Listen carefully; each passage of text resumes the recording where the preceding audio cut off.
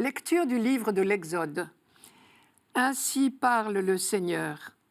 Tu n'exploiteras pas l'immigré, tu ne l'opprimeras pas, car vous étiez vous-même des immigrés au pays d'Égypte. Vous n'accablerez pas la veuve et l'orphelin. Si tu les accables et qu'ils crient vers moi, j'écouterai leurs cris. Ma colère s'enflammera et je vous ferai périr par l'épée. Vos femmes deviendront veuves et vos fils orphelins. Si tu prêtes de l'argent à quelqu'un de mon peuple, à un pauvre parmi tes frères, tu n'agiras pas envers lui comme un usurier, tu ne lui imposeras pas d'intérêt.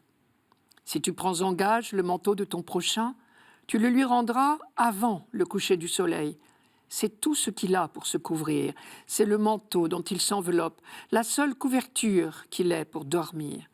S'il crie vers moi, je l'écouterai, car moi, je suis compatissant.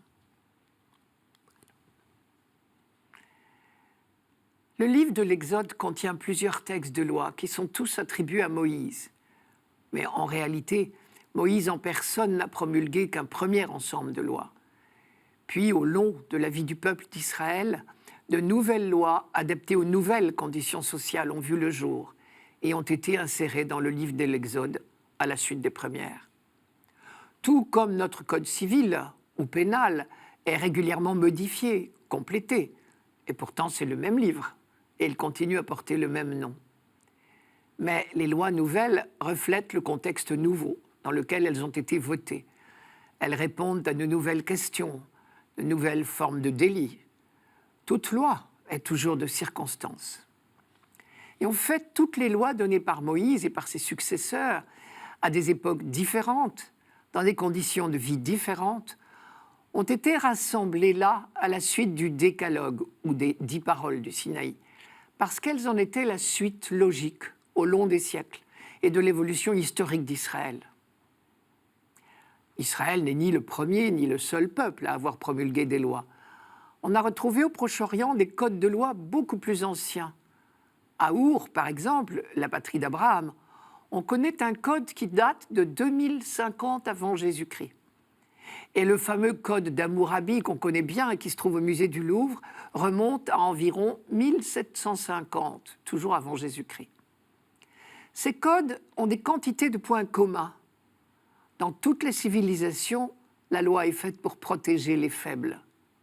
Rien d'étonnant donc à ce que la loi d'Israël, comme les autres, défende les intérêts de la veuve, de l'orphelin, de l'immigré, de l'emprunteur. Mais ce qui est nouveau ici, c'est le fondement de la loi. Le fondement de la loi d'Israël, c'est la libération d'Égypte. Plus exactement, c'est la double expérience de l'esclavage en Égypte et de la libération par Dieu. Et parce que Dieu s'est révélé comme celui qui entend la plainte des humiliés, qui leur rend leur liberté et leur dignité, très logiquement, il continue à travers la loi à prendre la défense des humiliés. Si bien que toutes les lois bibliques sont émaillées de rappels. Rappel de la souffrance endurée quand on était esclave, humilié. Rappel de l'œuvre de Dieu libérant son peuple. Par exemple, les premiers mots du Décalogue ne sont pas encore un commandement, c'est un rappel. Je suis le Seigneur ton Dieu, qui t'ai fait sortir du pays d'Égypte, de la maison d'esclavage. Ou encore, vous avez vu ce que j'ai fait à l'Égypte, comment je vous ai porté comme sur les ailes d'un aigle et vous ai amené jusqu'à moi.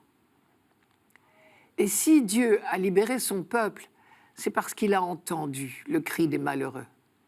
Du fond de leur esclavage, les fils d'Israël gémirent et crièrent. Du fond de leur esclavage, leur appel monta vers Dieu, et Dieu entendit leur plainte. Dieu se souvint de son alliance avec Abraham, Isaac et Jacob. Et de même, dans l'épisode du buisson ardent, je vous rappelle ce texte, le Seigneur dit, j'ai vu. Oui, vraiment, j'ai vu la misère de mon peuple qui est en Égypte, et j'ai entendu ses cris sous les coups des surveillants. Oui, je connais ses souffrances, je suis descendu pour le délivrer. C'est Exode, chapitre 3, verset 7. Voilà le fondement de toute loi en Israël, le Dieu qui entend le cri des malheureux, qui connaît leur souffrance et qui donc prend leur défense. Car moi, je suis compatissant, dit la dernière phrase de notre texte aujourd'hui. Pour ce peuple qui a fait l'expérience de l'humiliation, il n'est pas difficile de se mettre à la place des humiliés. Tu n'exploiteras pas l'immigré, tu ne l'opprimeras pas, car vous-même, vous étiez des immigrés au pays d'Égypte. Traduisez, parce que vous savez ce que c'est qu'être humilié, vous n'humilierez personne. Ce n'est pas affaire de raisonnement, de beaux sentiments, c'est affaire d'expérience, quelque chose comme « vous savez ce que c'est, alors mettez-vous à leur place ». Petite précision au passage, l'immigré dont il s'agit ici, c'est l'étranger qui réside durablement dans le pays et qui s'y installe. Il ne s'agit pas de l'étranger de passage, du touriste qui bénéficiait de l'hospitalité proverbiale en Europe, en Orient. Les quelques commandements du texte d'aujourd'hui relèvent tous de cette même logique. Mettez-vous à la place du pauvre, de l'emprunteur, de la veuve, de l'orphelin. Ne les maltraitez pas, car Dieu entend leurs cris. Nous sommes encore au tout début de la révélation biblique, même si ces textes sont postérieurs à Moïse. Mais déjà, on sait que Dieu est concerné par la souffrance humaine et qu'il vient au secours des pauvres et des humiliés.